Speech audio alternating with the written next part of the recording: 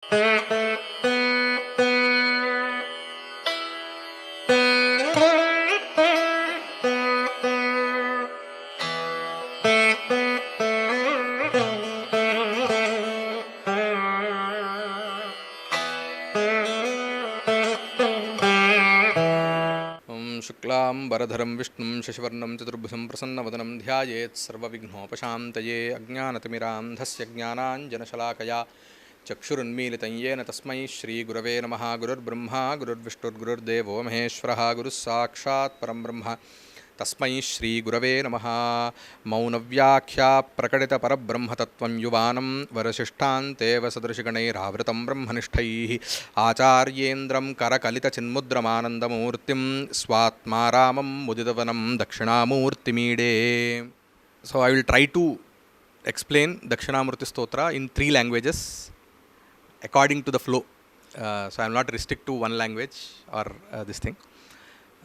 So we have a concept called Narudro Rudramarchayet, Devo Bhutva Devam Yajeta. So these are 2 kinds of concepts that we have. So as today is Mahashivaratri and we are going to do Rudrarchana hereafter.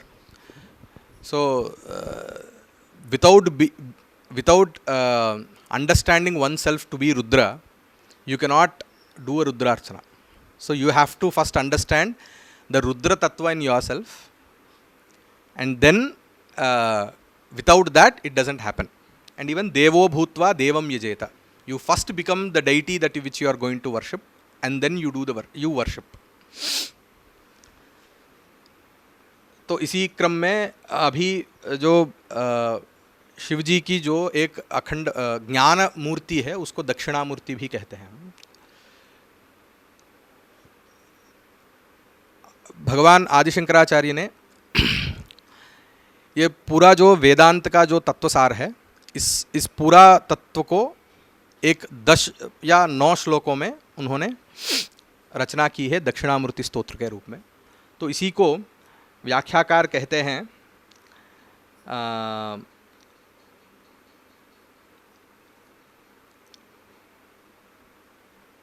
भोक्तृजीव भोग्य जगत भोगप्रद परमेश्वर मोक्षप्रद गुरूणाम अत्यंत अभेदबोधकम इदम स्तोत्रम। ये क्या है कि अद्वैत तत्व में जीव और ईश्वर जो है वो दोनों भी अभिन्न माना जाते हैं। आप ही ईश्वर हो, तो इस विषय को हमको अनुभव में लेना चाहिए। You need to experience that. So it is not that easy because we come with very mundane level of understanding of this world. So here it is like bhoktru jiva. So you are the bhokta, jiva is bhokta, that you experience everything. भोग्य क्या है, तो उस experience में विषय क्या होता है, वो पूरा ये जगत है जो हम खाते हैं, पीते हैं, देखते हैं या महसूस करते हैं, वो सब कुछ भोग्य वस्तु है, उसको जगत कह सकते हैं. और भोग प्रदाता कौन होता है, ईश्वर होता है, परमेश्वर होता है. और इसका जो तत्व है बताने वाला और उपदेश देने वाला गुरु रहता है. तो इन चारों का जो अभिन्न तत्व है, इसको इस स्तोत्र के रूप में बताने के लिए आदिशंकराचार्य ने करुणा की है. तो उसके पहला श्लोक है, विश्वं दर्पण दृश्यमान नगरी तुल्यं निजांतर्गतं पश्यन्नात्मनि मायया बहिर्वोद्भूतं यथा निद्रया यस्साक्षात् कुरुते प्रबोध समये स्वात्मानमेवाद्वयं तस्मै श्री गुरुमूर्तये नम इदं श्री दक्षिणामूर्तये. विश्वं दर्पण दृश्यमान नगरी तुल्यं निजांतर्गतम. ये जो विश्व है, विश्व का मतलब है जो कुछ भी हम अभी बाहर देख रहे हैं, इसको हम विश्व हम मान सकते हैं. तो ये कैसा है, ये निजांतर्गतम, अपना अंदर ही है. मतलब इसका मतलब ये है कि ये जो जगत है, जो विश्व है, इसको हमने इस विश्व की कारण हम हैं. मतलब जो हम देख रहे हैं उसका कारण कौन है, हम ही हैं इसका कारण. क्योंकि हम यदि नहीं हैं तो ये विश्व नहीं है. तो इसीलिए ये कहाँ पर है, ये विश्व जो है वो हमारे अंदर भीतर में ही है, ये बाहर कहीं नहीं है. मगर ये कैसा है, इसका दूसरा एक और उदाहरण बताते हैं. दर्पण दृश्यमान नगरी तुल्यम. ये कैसा है, एक आईने में अपने मुंह देखते हैं तो इट्स जस्ट अ रिफ्लेक्शन। जो दर्पण में मतलब आईने में जो है वो चीज़ क्या पारमार्थिक रूप में वहीं पर है या नहीं, तो पारमार्थिक रूप में वो तो उस आईने में तो नहीं रह सकता है। तो ये विश्व भी, ये जो दर्पण दर्पण दृश्यमान नगरी, जो आईने में दिखाई देने वाले जो नगरी है, वैसा ही हमारे भीतर जो विश्व है वो भी उसी तरह मिथ्या है, मतलब वो सच नहीं है, ऐसा ये बताते हैं। पश्यन् आत्मनि मायया बहिर्वोद्भूतम यथा निद्रया। तो वो एक आशंका तो रहती है कि ये जो हम विश्व देख रहे हैं ये तो बाहर है, इसको तो हम महसूस कर सकते हैं। ये आप कैसा कह सकते हैं कि ये आपके भीतर है, आपका अंदर है, ये है, आप ये कैसा कह सकते हैं? Because this is contradicting with your preliminary understanding of this particular Cosmos, because everything is for you is external, it's not internal, and everything is real for you, it is not imaginary, it is not illusional. तो इसको कहते हैं कि पश्यन् आत्मनि मायया बहिर्वोद्भूतम यथा निद्रया। नींद में जब आप स्वप्न में देखते हैं तो उस स्वप्न जो है वो सब कुछ आप बनाया है, आपने बनाया है, उसमें आपको बहुत सारे चीज़ें दिखते हैं, मगर वो क्या सभी चीज़ें बाहर है या अंदर है? स्वप्न में जब आप देखते हैं तो सभी चीज़ें बाहर ही हैं, अंदर नहीं है। स्वप्न की अवस्था में से आप यदि देखेंगे नहीं, मतलब स्वप्न जो देखता है उसके दृष्टि में सब कुछ बाहर ही है, मगर वास्तविक रूप में हम यदि उसको एनालाइज करना चाहते हैं तो वो तो अंदर ही है, बाहर तो थोड़े ही है। तो जब हम यदि स्वप्न को अच्छी तरह हम जान सकते हैं तो ये विश्व का तत्व भी हमको पता चलेगा। तो वहाँ पर जैसा ये सब कुछ बाहर है, मतलब ऐसा है कि आपको एक स्वप्न में एक ऐसा है कि वो एक पुरातन आलय है, ये एक नया गाड़ी है। वो आलय नहीं है, ये गाड़ी भी नहीं है, और उसमें जो पुरातत्व है और नयापन है ये दोनों भी नहीं है। ये दोनों भी हमने ही हमारे भ्रांति ही है, मतलब भ्रांति ही है, वहाँ पे हमने ही कल्पित किया है। तो वैसे ही ये जो विश्व जो सच्चे स्वरूप में अंदर है वो हम बाहर है ऐसा हम एक भ्रम हम ही पैदा कर रहे हैं।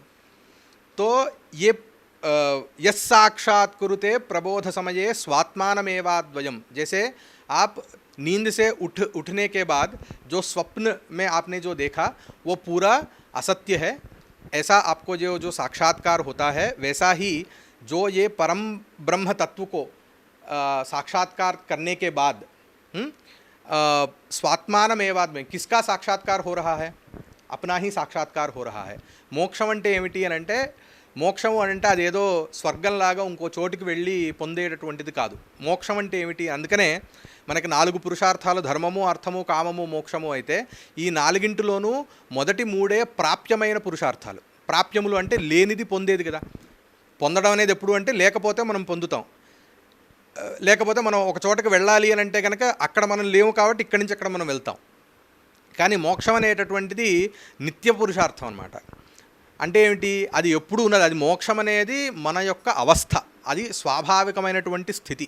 ఈ స్థితి మనం తెలియకపోవటమే మనకి బంధనము. ఆ బంధనాన్ని పోగొట్టుకోవటం కోసమే ప్రయత్నం చేసి ఆ బంధనం పోగొట్టుకున్న తర్వాత ఏదైతే వాస్తవిక స్వరూపమో ఆ వాస్తవిక స్వరూపాన్ని పొందటమే మోక్షము. కాబట్టి ఇదే ఈ సాక్షాత్కారమే ఎవరికైతే కలుగుతోంది, సాక్షాత్కృతే, ఎవరికి సాక్షాత్కారం కలుగుతోందో అటువంటి గురుమూర్తయే దక్షిణామూర్తయే నమః. అంటే ఇది ఎవరి వలన గురుమూర్తయే అని చెప్పడం వలన ఆయనని మొదట వేరుగా భావించి ఉపాసన చేస్తే గురువు అనే స్వరూపంలో ఆయనే మనకి ఈ తత్వాన్ని ఉపదేశన చేసి మళ్ళీ మన యొక్క వాస్తవిక స్థితిని అనుభవింపచేసుకోవటానికై ఆయన సహకరిస్తారు కాబట్టి, అక్కడ అనుగ్రహిస్తారు కాబట్టి అటువంటి దక్షిణామూర్తి స్వరూపానికి నేను నమస్కరిస్తున్నాను. సో ఇక్కడ మనకి అర్థం కానంత వరకు ఈ విషయంలో దక్షిణామూర్తి అంటే వేరొక ఆయనగా భావించి, దేవతగా భావించి ఉపాసించటం. కానీ వస్తుగత్యా ఎవరు అని అంటే మీలో ఉన్నటువంటి దక్షిణామూర్తి తత్వాన్ని అనుభవించటం అనేది ఇక్కడ చెప్తున్నటువంటి విషయం. 2వ శ్లోకం వచ్చేసరికి బీజస్యాంతరివాంకురో జగదిదం ప్రాంగ్నిర్వికల్పం పునర్మాయా కల్పితదేశకాలకలనా వైచిత్ర్యచిత్రీకృతం మాయావీవ విజృంభయత్యపి మహాయోగీ వయస్వేచ్ఛయా తస్మై శ్రీగురుమూర్తయే నమ. ఇదం శ్రీదక్షిణామూర్తయే. तो ये जगत जो है ये क्या जो है वहीं से उत्पन्न हुआ है या फिर जो नहीं है वो उत्पन्न हुआ है. That means so we have two kinds of cause effect theories. One is called as Satkaryavada and the other one is called as Asatkaryavada. So karya is the effect or the outcome and karanam means the cause. So whether the effect itself is existing before its birth or before its manifestation, or something else is being manifested which is not there prior to it.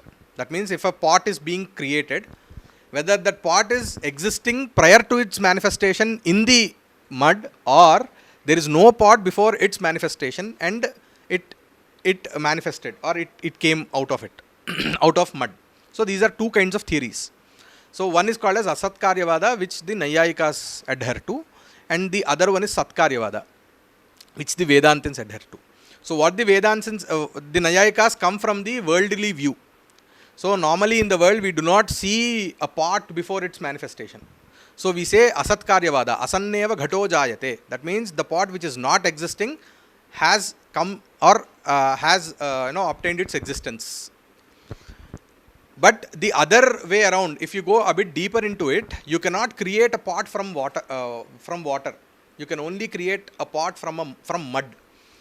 And at the same way, curd cannot emerge from water. It can only emerge or it can transform. Only milk can transform into curd. So inherently, the cause should have actually the existence of the outcome. But that existence of that particular outcome is in a state called Sukshma Avastha. That means which you cannot perceive it through your sensory organs. So यहाँ पर भी यही कह रहे हैं, बीजस्यांतरिवांकुरो जगदिदम प्रांग निर्विकल्पम पुनः.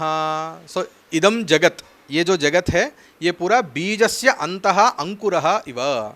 So as in the sprout exists in the seed before its manifestation, in the same way even this world or Vishwam or Jagat also is there in the form of Sat or Parabrahma or your own self.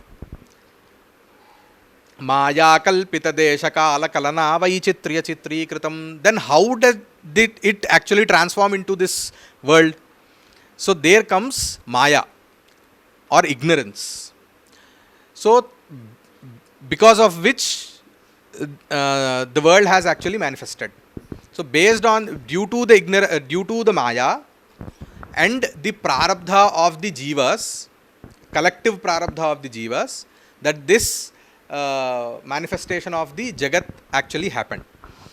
Mayavi vijrumbhayatyapi mahayogi vajasvechhaya tasmai shri gurumurtaye nama idam shri dakshinamurtaye. So who is the creator for all this? Is the Parabrahma. Sadeva somyedame akra asid ekameva dvitiyam, says the Chandogya Upanishad.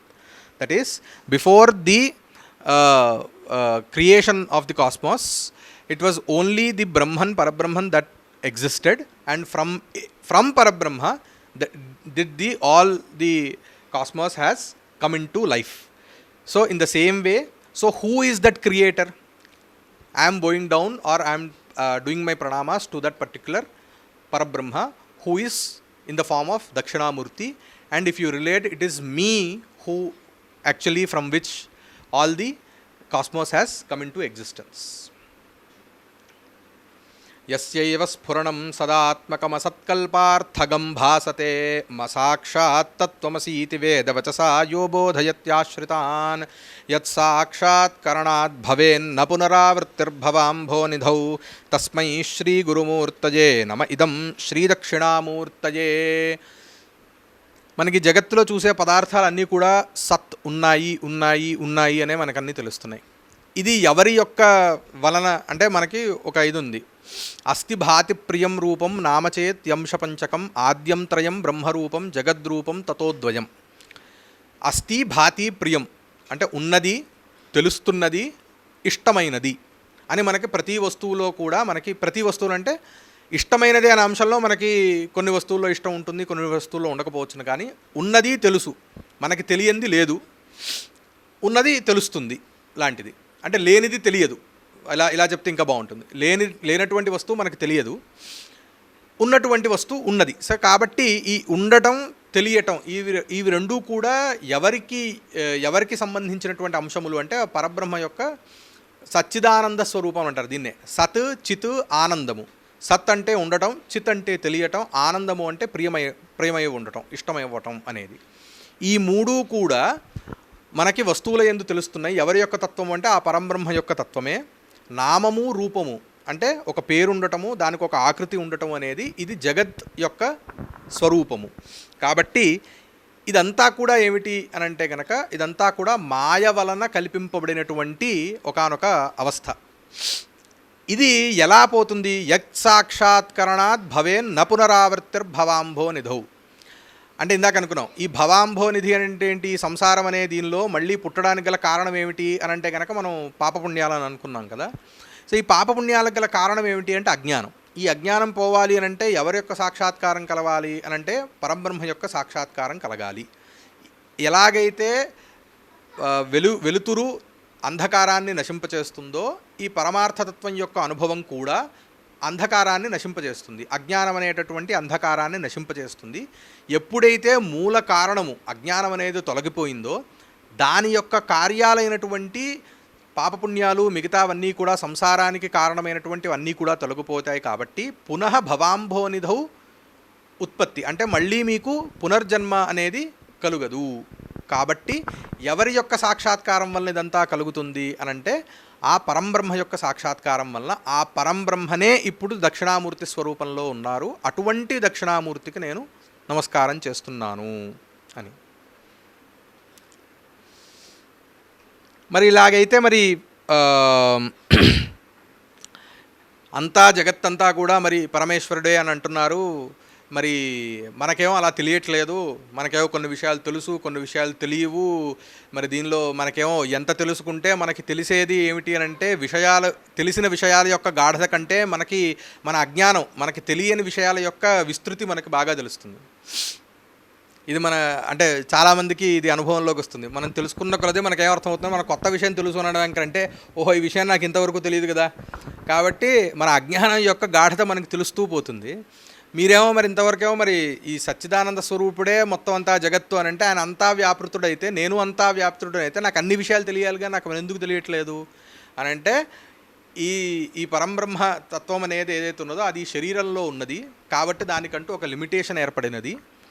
So ఎలా తెలుస్తోంది? కొన్ని విషయాలే ఎందుకు తెలుస్తున్నాయి, కొన్ని విషయాలు ఎందుకు తెలియట్లేదు అని అంటే నానాఛిద్ర ఘటోదర స్థిత మహాదీప ప్రభాభాస్వరం జ్ఞానం యస్యతు చక్షురాది కరణద్వారా బహిస్పందతే జానామీతి తమేవ భాంతమనుభాత్యేతత్ సమస్తం జగత్ తస్మై శ్రీ గురుమూర్తయే నమ ఇదం శ్రీ దక్షిణామూర్తయే. ఒక కుండకి బోల్డు రంధ్రాలను పెట్టి ఆ కుండ మధ్యలో ఒక దీపాన్ని పెడితే ఎలాగైతే ఆ రంధ్రాలున్న చోట నుంచే ప్రకాశం అనేది బయటకు వస్తుందో అలాగే ఇన్ని రంధ్రాలున్న ఈ శరీరంలోకి ఆ పరంబ్రహ్మతత్వం అనేది జీవరూపంలో ఉన్నది. కాబట్టి ఆ రంధ్రాల నుంచి బయటికి ప్రకాశం చేరి ఎలాగైతే బయట ఉన్నటువంటి వస్తువులన్నింటినీ కూడా మనకి ప్రకాశం తెలుస్తోందో ఇక్కడ ఇంద్రియాలయ రంధ్రాల ద్వారా ఈ మనస్సు ద్వారా ఈ పరమాత్మ బయటికి చేరి ఏ విషయాలనైతే స్పృశిస్తోందో ఆ విషయాల వరకే మనకు తెలుస్తున్నాయి. కానీ అన్ని విషయాలు ఎందుకు తెలియట్లేదు అని అంటే దీనికి ఒక లిమిటేషన్ అనేది ఏర్పడడం వలన అజ్ఞానం అనేది దానికి ముఖ్యమైనటువంటి కారణము. దాని నుంచి ఈ శరీరము, స్థూల శరీరము, సూక్ష్మ శరీరము, ప్రారబ్ధము, ఇలా విశ్వము ఇట్లా అంతా ఏర్పడింది. కాబట్టి దీనిలో ఒక ప్రవేశద్వారం అనేది ఇక్కడ ఉంటుంది. కాబట్టి దానివలన ఇక్కడ లిమిటేషన్ రావటం వలన మనకి తెలియట్లేదు. సో ఈ లోపల దీపరూపంలో ఉన్నటువంటి పరంబ్రహ్మ ఎవరైతే ఉన్నారో అటువంటి దక్షిణామూర్తికి నేను నమస్కారం చేస్తున్నాను అని. అలాగే దీనిలో కొంతమంది రకరకాల వాళ్ళు వాదులు ఉన్నారు. దేహమే ప్రాణము అని మనకు చార్వాకులు ఇప్పుడు భౌతిక లోకంలో మనకు చాలా ప్రసిద్ధమైనటువంటి దేహం ప్రాణమపి ఇంద్రియాణ్యపి చలాం బుద్ధించ శూన్యం విదుః స్త్రీ బాలాన్ ధజడోపమాస్త్వహమితి భ్రాంతా భృశం వాదినః మాయాశక్తి విలాసకల్పితమహావ్యామోహ సంహారిణే తస్మై శ్రీ గురుమూర్తయే నమ ఇదం శ్రీ దక్షిణామూర్తయే. చిన్నపిల్లలు తెలియనటువంటి పిల్లలు ఎలాగైతే అది ఇది అని చెప్పని కొన్ని ఎచ్చులు అని అంటుంటాం మనం. నాకు అది తెలుసు, నాకు ఇది తెలుసు అని చెప్పని పాపం అనుకుంటూ ఉంటారో అలాగా కొందరు దేహమే ఆత్మ అని, కొందరు ప్రాణమే ఆత్మ అని, కొందరు మనస్సే ఆత్మ అని, కొందరు ఇది ఏం లేదు అసలు శూన్యమే అని శూన్యవాదులు కొంతమంది, ఇట్లా రకరకాల మంది అజ్ఞానం వలన రకరకాలుగా ఈ పరబ్రహ్మతత్వాన్ని అభివ్యక్తీకరిస్తూ ఉంటారు. ఈ అంతా కారణమైనటువంటి అజ్ఞానాన్ని ఎవరైతే నశింపచేయగలడో అటువంటి దక్షిణామూర్తికి నేను నమస్కారం చేస్తున్నాను అని ఇక్కడ. అంటే మాయాశక్తి విలాస కల్పిత మహావ్యామోహ సంహారణే. మహావ్యామోహం ఇది, మనకు తెలియదు ఇది అజ్ఞానం అని. వ్యామోహం అంటే ఏంటి అని అంటే అజ్ఞానం ఎంత కప్పబడి ఉంటుందంటే దుఃఖాన్ని కూడా మనం సుఖంగా చూడడం మొదలు పెడతాం. ఇందాక మనం అనుకున్నాం సుఖంలో కూడా దుఃఖం చూడాలని, కానీ ఈ వ్యామోహం ఎట్లా ఏం చేస్తుందంటే దుఃఖంలో సుఖాన్ని భ్రాంతి కల్పింపజేస్తుందన్నమాట. ఈ వ్యామోహాన్ని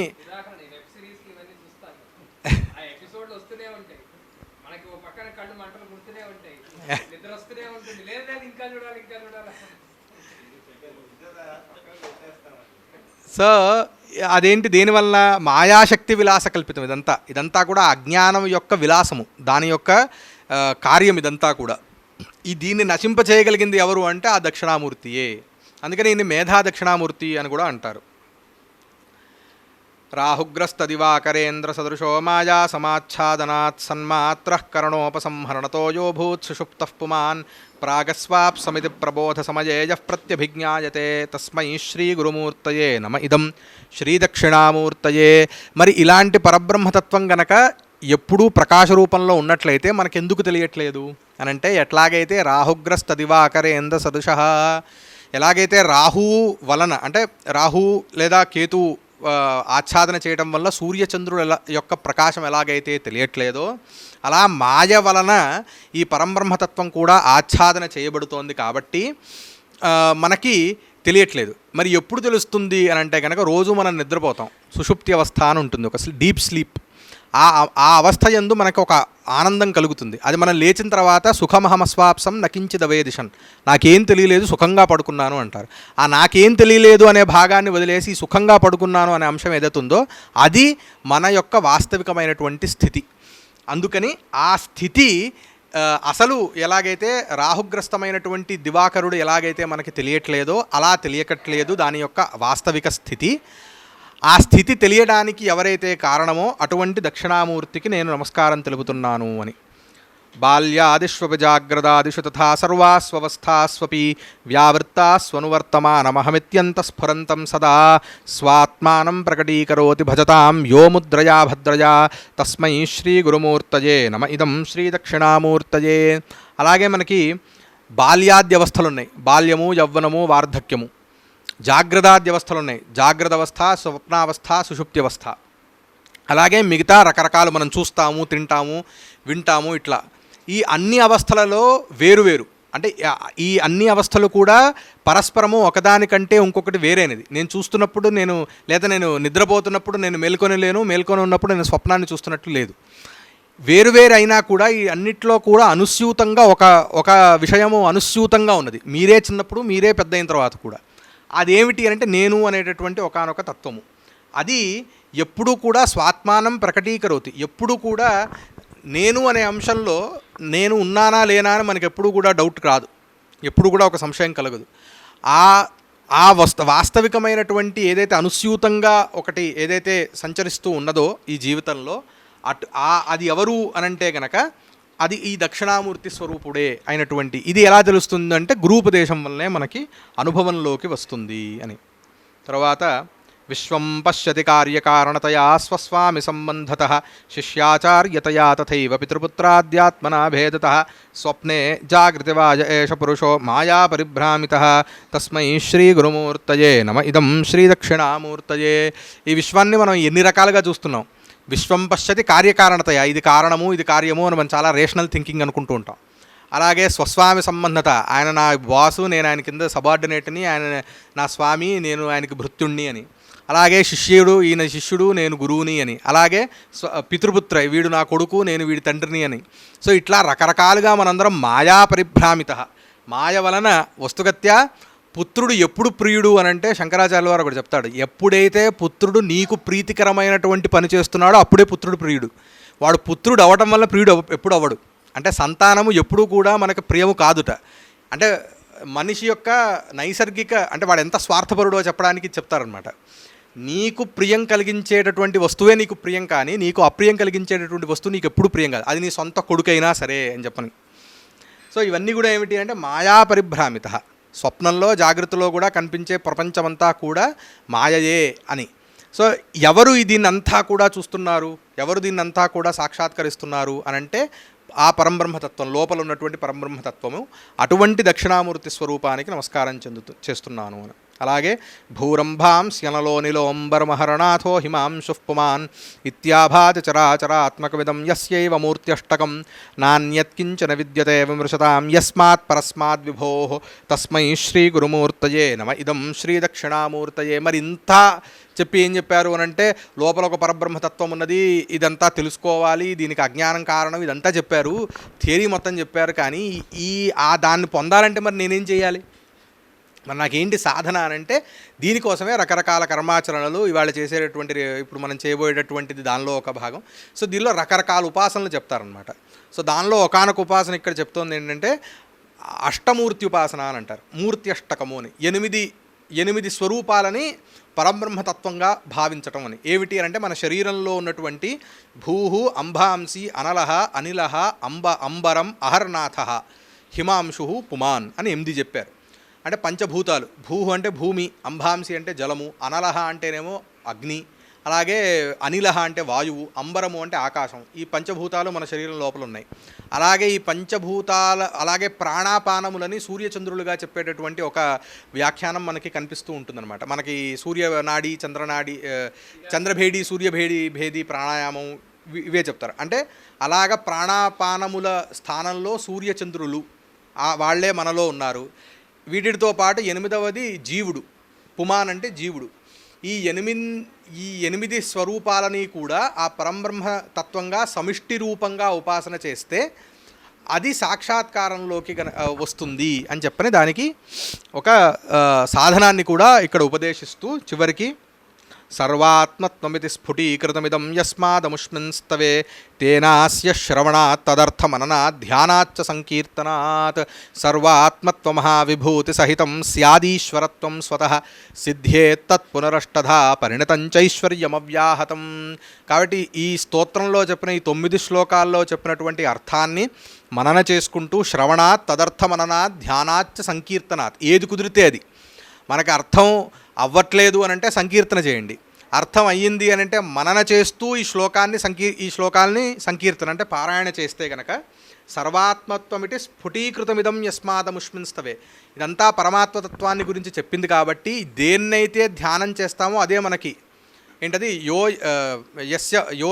యథా మాం ప్రపద్యతే తాన్ తథైవ భజామ్యహం అని శ్రీకృష్ణుడు చెప్పినట్లుగా నన్ను ఎవరు ఎలాగైతే నన్ను ఉపాసిస్తారో వారికి నేను ఫలితాన్ని ఇస్తాను. ఇక్కడ చెప్పినటువంటి పరమార్థతత్వాన్ని గనక మనము భావిస్తూ గనక దీన్ని మనం ఆచరణలోకి తీసుకొని రావడానికి ప్రయత్నిస్తే, మననపూర్వకంగా ఈ స్తోత్రాన్ని పఠన చేస్తే ఏమొస్తుంది అంటే సర్వాత్మత్వ మహావిభూతి సహితం స్యాద్ ఈశ్వరత్వం స్వతఃసిద్ధేత్ పునరష్టధ, ఈశ్వరత్వం వస్తుంది. సిద్ధులు చెప్పారు, అనిమా గరిమా చైవ లఘిమాత్ ప్రతిమా తథా ప్రాప్తి ప్రాకామ్య మీషిత్వం వశిత్వం చాష్టసిద్ధయ అని చెప్పని 8 సిద్ధులు చెప్పారు. ఇవి మనకి హనుమంతుల వారిలో బాగా ప్రస్ఫుటంగా చిన్న రూపాన్ని ధరించడం, పెద్ద రూపాన్ని ధరించడం, తేలికగా అవ్వటం, బరువుగా అవ్వటం, ఇట్లా రకరకాలు. ఈ అష్టసిద్ధులతో పాటుగా ఈశ్వరత్వం అంటే ఏంటి అని అంటే ఇది క్రమముక్తిక ఉపాసనలు అని అంటారు. అంటే మీకు కొంత ఫస్ట్ దానికి ఫలితం కనిపిస్తుంది, దాన్ని బేస్ చేసుకొని మళ్ళీ కొంత. ఇప్పుడు ఏమవుతుందంటే కాకపోతే ఈ కుండలిని శక్తి ఇట్లాంటి వాటిలో వెళ్ళి ఆ సిద్ధులు వచ్చిన తర్వాత ఆ సిద్ధుల్లోనే మమేకమైపోయి జనాలను ఆకర్షించేటటువంటి కొందరు మామూలుగా ఉంటారు. వస్తుగత్య ఆ సిద్ధులకి తాత్పర్యం అక్కడ కాదు, ఇదంతా కూడా చాలా చిన్నదైనది అని చెప్పి దాన్ని ఆశ్రయంగా చేసుకొని పై మెట్టు ఎక్కడం కోసం ఇలా సగుణముగా అంటే క్రమంగా ఒక మెట్టు తర్వాత ఇంకో మెట్టు అన్నట్లుగా ఈ పరమార్థ స్థితిని అనుభవించడానికి కావాల్సినటువంటి సోపానాలన్నింటినీ కూడా చాలా సేఫ్ ప్యాసేజ్, దీనిలో ఎక్కడా కూడా ప్రాబ్లం రాదనమాట. ద మోస్ట్ సేఫెస్ట్ టెక్నాలజీ లాగా దీన్ని టెస్టెడ్ అండ్ ప్రూవెన్ అనమాట ఇది. సో అట్లా ఈ స్తవనాన్ని గనక మనం అర్థాన్ని అనుసంధానం చేసుకుంటూ గనక దీన్ని మనం ఇచ్చేస్తే, అందుకనే దక్షిణామూర్తి స్వామివారిని మేధో దక్షిణామూర్తి అని కూడా అంటారు. ఈయన మనకి ఏమిస్తారు అంటే మేధస్సుని. వివేకాన్ని. ఈ ఈ విషయాలు చాలా సులభంగా అర్థమయ్యేవి కావు. అర్థమైన అనుభవంలోకి కూడా అంత సులభంగా వచ్చేవి కావు కాబట్టి అవి రావటం కోసం దక్షిణామూర్తులని ఆశ్రయించటం అనేది ఒక ముఖ్యమైనటువంటి ఘట్టము.